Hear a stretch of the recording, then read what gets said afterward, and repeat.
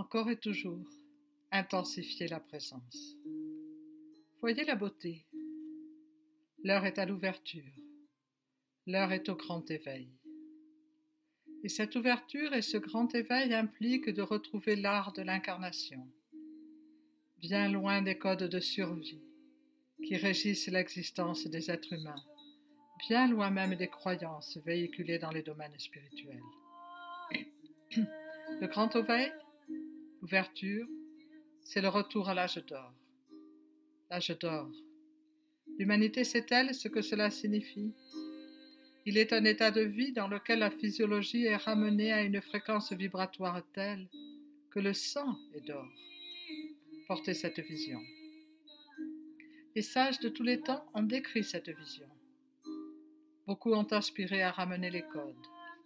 Et beaucoup, dans cette illusion du temps linéaire, savaient que l'heure n'était pas venue. Ils ont ramené une vision, des concepts, et cela était beau. Ils ont fait de leur vie des laboratoires d'expérience, et cela était beau. Maintenant, la physique le dit. Le temps se courbe pour se fondre dans l'infini.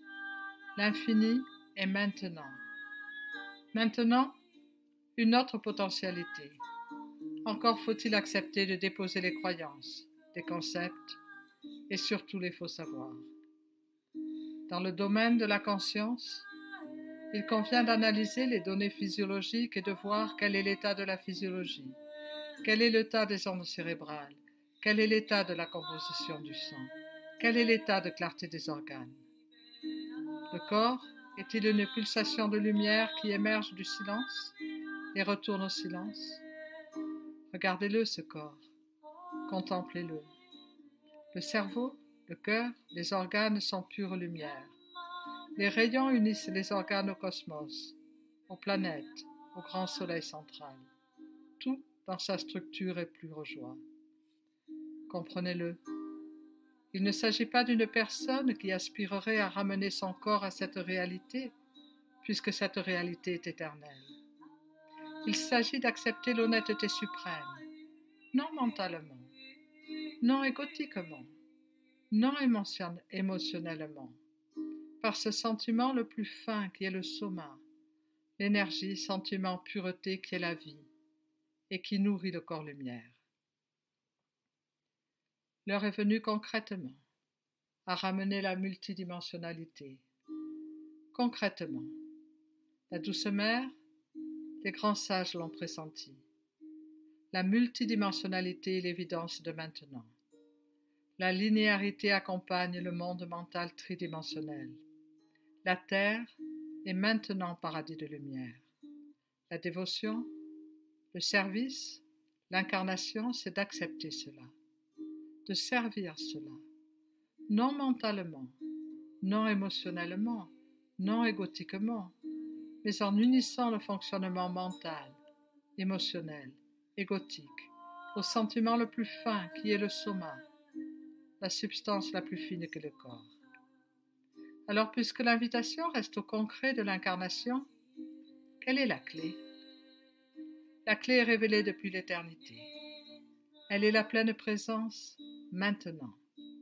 La pleine présence inclut en elle tout un programme de vie, tout un style de vie. Honorer son incarnation en l'offrant à l'ultime incarné. Ramener sa structure corporelle au plein jaillissement pour que l'évidence soit que le corps est lumière. Vous le voyez, ce phénomène que beaucoup nomment ascension et qui est exprimé depuis tant de niveaux et tant de points de vue, ce phénomène, cet état d'être, cet état de vie est l'ultime du grand éveil. On ne peut pas par honnêteté accepter que l'être soit pure lumière, infini, éternel, et que la matière soit périssable. Où serait la logique? Quel aveuglement a permis que cela devienne la norme de la compréhension?